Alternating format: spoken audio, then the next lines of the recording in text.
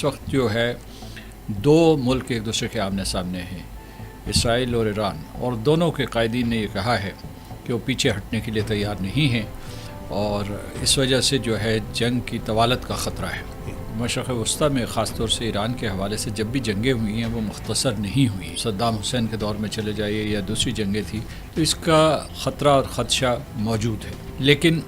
ساتھ ساتھ کچھ کوششیں بھی ہو رہی ہیں کہ اس جنگ کو رکوایا جائے۔ اس کی بڑی وجہ یہ ہے کہ ایک طریقے سے یہ جوہری جنگ شروع ہو چکی ہے، اور اس میں اسرائیل جو ایک جوہری طاقت ہے اس نے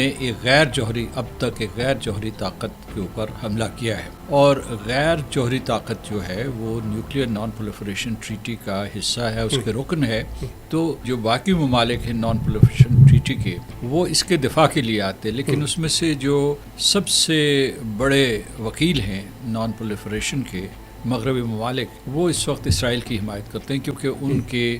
بہت قریبی الائنمنٹ ہے اسرائیل کے ساتھ مشرق وسطیٰ کے حوالے سے، ویسے بھی ان کی اسٹریٹجک الائنمنٹ ہے۔ اس وجہ سے یہ جنگ، اس کا خطرہ ہے کہ جوہری جنگ شروع ہو جائے۔ ایک اعتبار سے یہ جوہری جنگ شروع ہو چکی ہے، لتنس اور اصفہان اور فردو کے اوپر جو 3 مقامات ہیں اس کے اوپر حملے کیے گئے ہیں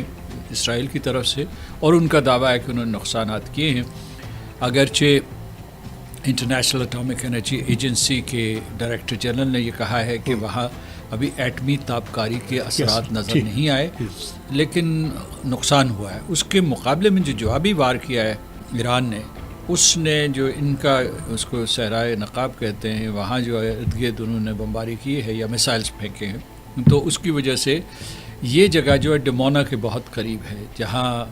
ان کا ایک ایٹمی مرکز موجود ہے اسرائیل کا۔ تو ایک اعتبار سے ایٹمی جنگ جو ہے اس کا آغاز ہو چکا ہے کہ یہ وسیع تر جنگ ہو سکتی ہے، یعنی یہ ان دونوں ممالک تک نہیں محدود، بلکہ پورے مشرق وسطیٰ، خلیجی ریاستوں کو، اور جو ارد گرد سارے کے سارے پانی موجود ہیں ان تک پھیل سکتی ہے۔